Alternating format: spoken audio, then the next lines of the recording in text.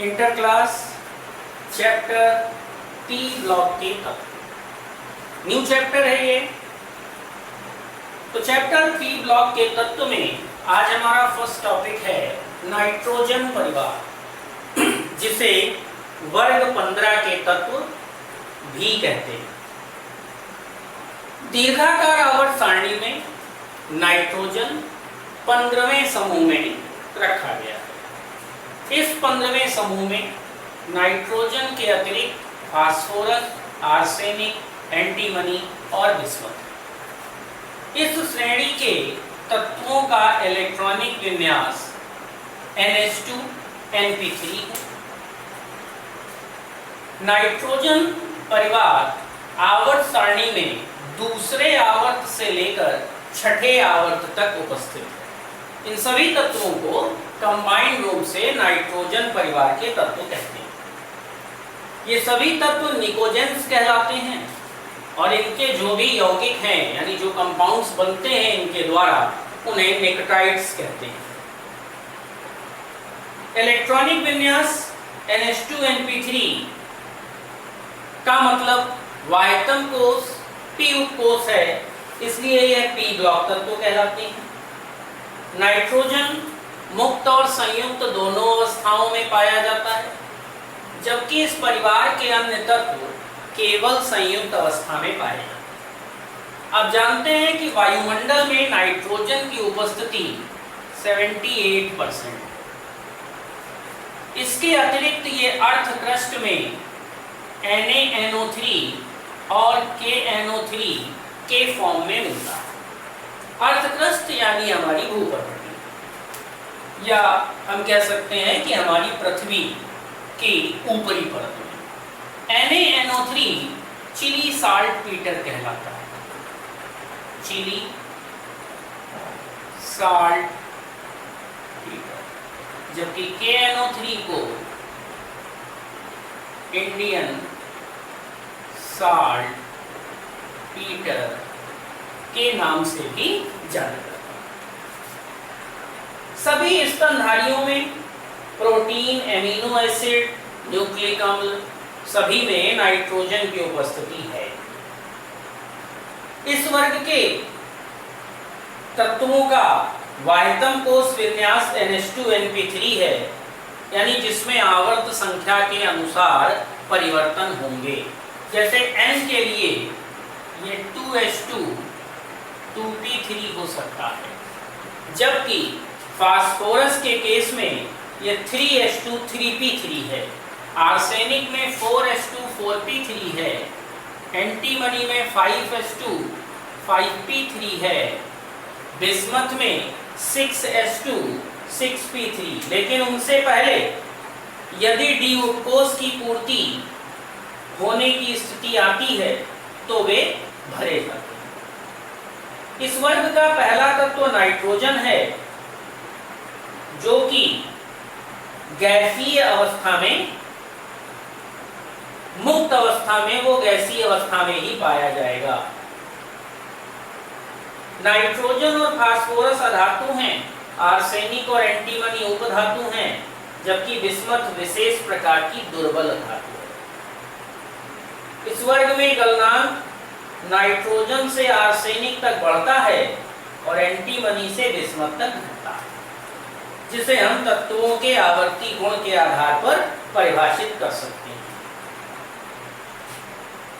इस श्रेणी के तत्व श्रृंखलन का गुण प्रदर्शित करते हैं, मतलब आपको नाइट्रोजन के बीच में बॉन्ड्स की उपस्थिति दिख जाएगी। कार्बन और नाइट्रोजन के व्यवहार में एकल बंध की दुर्बलता की वजह से अंतर पाया जाता है। नाइट्रोजन 2 परमाणुओं की श्रृंखला हाइड्रोजन और 3 परमाणुओं की श्रृंखला एजाइड आयन में निर्मित करता है। इस वर्ग के तत्व ऑक्साइड, ऑक्सी अम्ल, हाइड्राइड, हैलाइड, जो कि ट्राईहेलाइड और पेंटाहेलाइड हो सकते हैं। एग्जाम्पल के तौर पर NCl3, NCl5, PCl3, PCl5 प्रकार के यौगिक। अब ये इस पर निर्भर करेगा कि नाइट्रोजन NCl5 प्रकार का यौगिक बनाता है अथवा नहीं।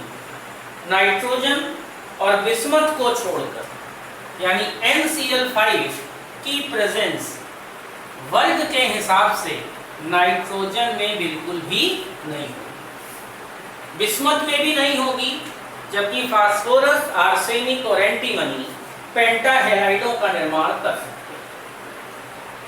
वर्ग 15 का प्रथम सदस्य होने की वजह से नाइट्रोजन अन्य तत्वों के साथ कुछ असंगत व्यवहार दिखाता है, मींस एबनॉर्मल बिहेवियर।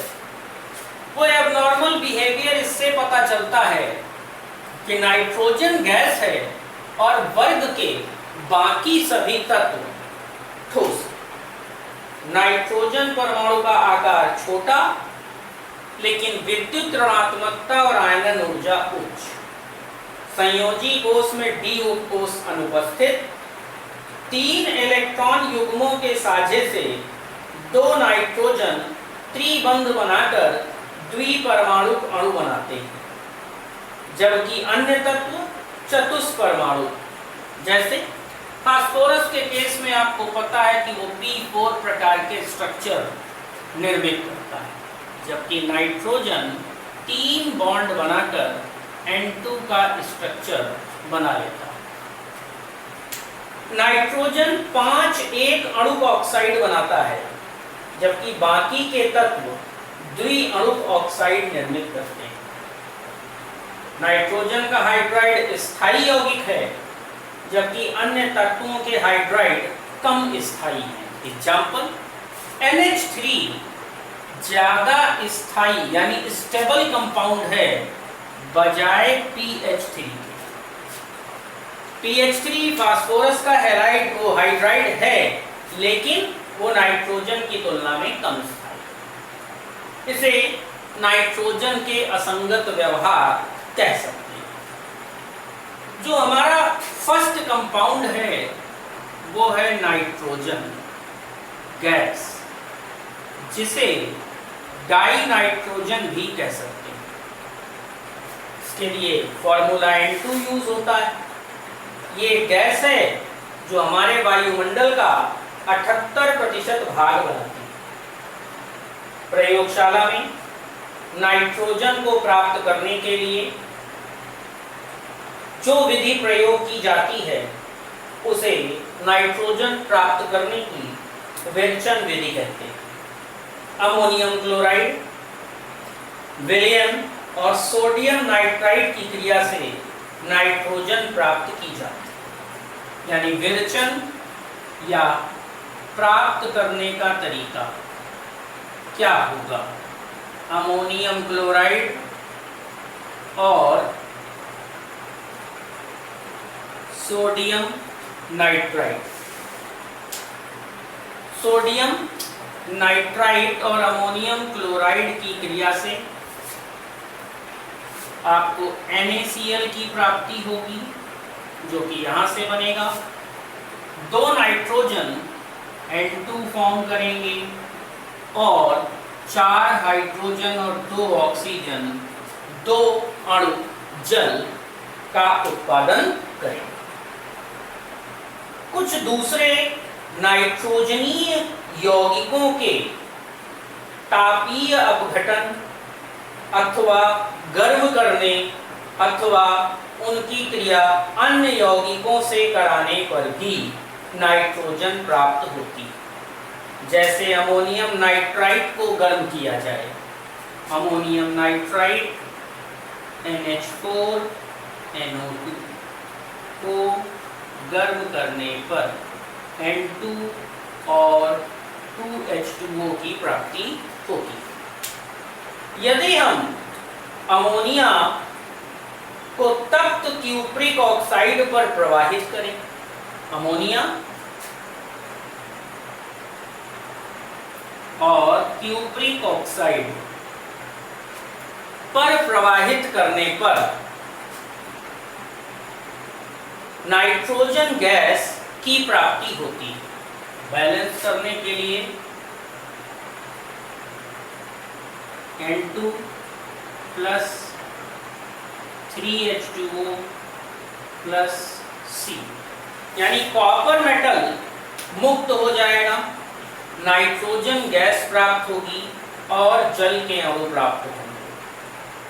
तप्त कॉपर पर नाइट्रिक एसिड की वाष्प प्रवाहित करने पर, तप्त कॉपर पर नाइट्रिक एसिड की वाष्प प्रवाहित करने पर, यदि हम तप्त कॉपर पर नाइट्रिक एसिड की वाष्प प्रवाहित करते हैं तो कॉपर क्यूप्रिक ऑक्साइड में परिवर्तित हो जाता है, यानी तब हमें CuO प्राप्त होगा, नाइट्रोजन प्राप्त होगी और H2O प्राप्त होगा। तो ये जो विरचन विधियां हैं, ये नाइट्रोजन गैस को प्राप्त करने की विधियां हैं।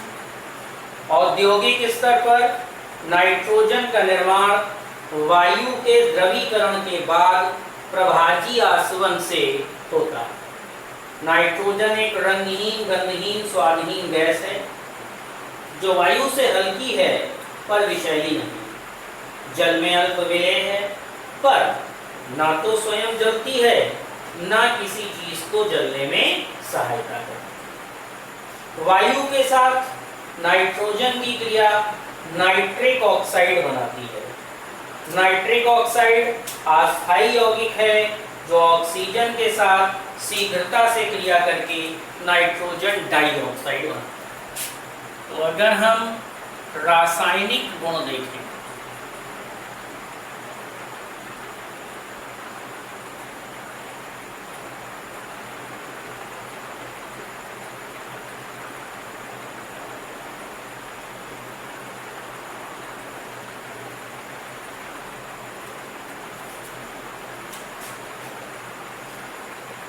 इन रासायनिक गुणों के आधार पर जो भी रासायनिक गुण होंगे, जैसा कि आपने यहाँ देखा कि N2 और O2 परस्पर क्रिया करके NO यानी नाइट्रिक ऑक्साइड बनाते हैं।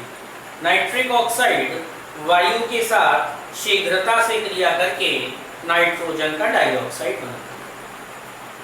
उसी तरीके से नाइट्रोजन गैस हाइड्रोजन से क्रिया करके अमोनिया अणु निर्मित करती है। यह क्रिया उच्च ताप और उच्च दाब पर होती है। नाइट्रोजन मैग्नीशियम और लिथियम जैसी धातुओं के साथ क्रिया करके उनके नाइट्राइड बनाती है। नाइट्राइड एग्जाम्पल, मैग्नीशियम धातु की N2 से क्रिया तो Mg3N2 यानी मैग्नीशियम नाइट्राइड की प्राप्ति। रक्त तप्त अर्ध धातुओं, जिन्हें उप धातुएं भी कहते हैं, के साथ भी नाइट्राइड बनते हैं। एल्यूमिना के साथ नाइट्रोजन की क्रिया कार्बन की उपस्थिति में एल्यूमिनियम नाइट्राइड का निर्माण करती है। यह क्रिया हमने धातुओं के निष्कर्षण में देखी है। Al2O3 N2 से कार्बन की उपस्थिति में क्रिया करके कार्बन ऑक्सीजन को रिमूव कर लेता है 3CO और एल्यूमिनियम नाइट्रोजन के साथ एल्यूमिनियम नाइट्राइड बनाता है। कैल्शियम कार्बाइड नाइट्रोजन से क्रिया करके कैल्शियम साइनेमाइड बनाता है। इस पूरी क्रिया में जो कंपाउंड बनते हैं उन्हें आप देखिए। कैल्शियम कार्बाइड CaC2 नाइट्रोजन से क्रिया करके बनाता है CaCN2 calcium cyanamide plus C। इसे नाइट्रोलिम कहते हैं, यानी कैल्शियम साइनेमाइड और कार्बन के मिश्रण को नाइट्रोलिम कहते हैं। इस नाइट्रोलिम का प्रयोग उर्वरकों के निर्माण में होता है। नाइट्रोजन उन कंपाउंड का निर्माण करती है जिन्हें हम नाइट्रोजनी यौगिक कहते हैं, जैसे अमोनिया, नाइट्रिक अम्ल, कैल्शियम साइनेमाइड आदि। लिक्विड नाइट्रोजन शीतलक यानी कूलेंट के रूप में इस्तेमाल होता है। जब हम किसी प्रक्रम में धातु निष्कर्षण करें और अक्रिय वातावरण की आवश्यकता हो तो नाइट्रोजन का प्रयोग करते हैं। इसके अतिरिक्त नाइट्रोजन का एक प्रमुख उपयोग विद्युत बल्ब में इसका भरा जाना भी है। कृत्रिम खाद्य पदार्थ, पैकेज्ड फूड या डिब्बाबंद खाद्य सामग्री को लंबे समय तक सुरक्षित रखने के लिए नाइट्रोजन का प्रयोग किया जा सकता है। तो नाइट्रोजन परिवार में हमारा फर्स्ट टॉपिक नाइट्रोजन गैस, जिसकी विरचन विधियां यानी प्राप्ति के तरीके और रासायनिक गुण आपने देखे। नेक्स्ट अमोनिया को हम नेक्स्ट क्लास में पढ़ेंगे।